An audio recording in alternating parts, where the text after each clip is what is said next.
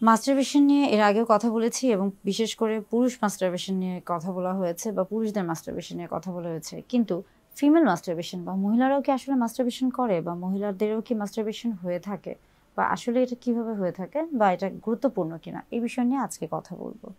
Female masturbation বা মহিলাদের masturbation কেন গুরুত্বপূর্ণ বা কি কারণে হয়ে থাকে। মাস্টারবেশন বলতে আসলে কি বুঝছি?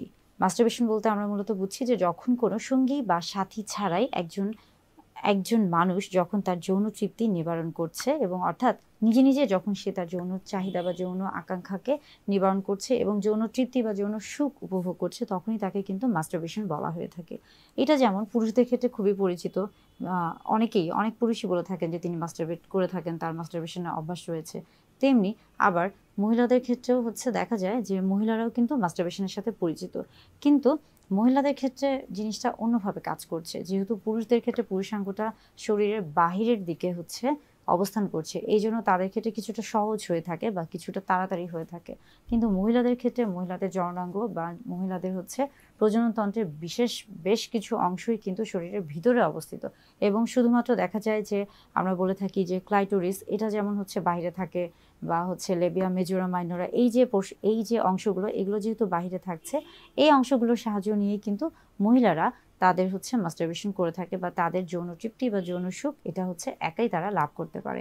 এই ক্ষেত্রে তারা মূলত দেখা যায় যে ক্লাইটোরিসের এই ক্ষেত্রে একটা বিশেষ অবদান রয়েছে এবং অনেক সময় অনেকে বলে থাকেন যে আসলে যে সকল মহিলারা মাস্টারবেশন করে থাকে তারা আসলে হয়তো বা ভালো না বা তাদের আসলে কোনো সমস্যা রয়েছে। মানে আমাদের চারিপাশে এই ধরনের কিছু কথা শোনা যায় বা বেশ কিছু আমরা বলে থাকি যে কুসংস্কার রয়েছে।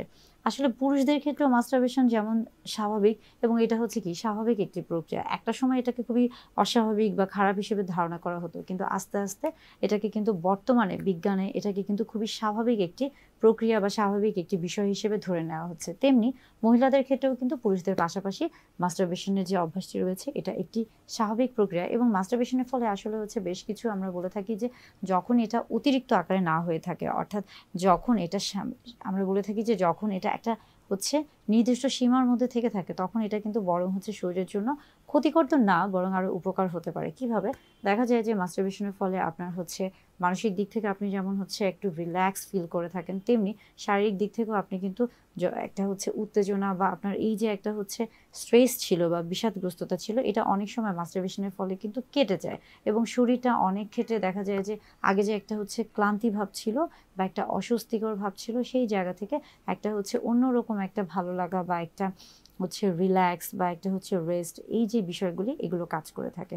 আবার ফিমেলদের ক্ষেত্রে বা মহিলাদের মাস্টারবেশনের ক্ষেত্রেও দেখা যাচ্ছে যে একটা আমরা বলে থাকি কি হ্যাপি হরমোন এখানে রিলিজ হয়ে থাকে, অর্থাৎ ব্রেন এখানে তাকে বা ওই মহিলাটিকে একটা সুন্দর একটা ঠান্ডা একটা আমরা বলে থাকি যে শারীরিক একটা অবস্থান তৈরি করে দেয়, যার ফলে সে কিনা তার মাথার মধ্যে বা তার শরীরের সে শারীরিক বা মানসিকভাবে অনেক ধরনের হয়তো বা অস্বস্তিতে ছিল বা একটা বেশ কিছু ধকল নিয়েছিল, সেই জিনিসগুলো থেকে সে একটা আরাম বা একটা সুন্দর একটা পরিবেশে যেতে পারে।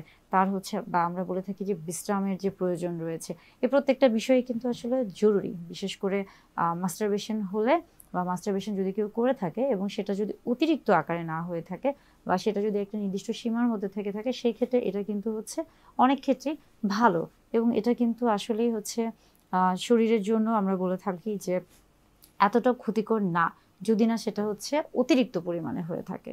তাই পুরুষদের পাশাপাশি মহিলারাও মাস্টারবেশন করে থাকে এবং এটা খুবই স্বাভাবিক একটি প্রক্রিয়া।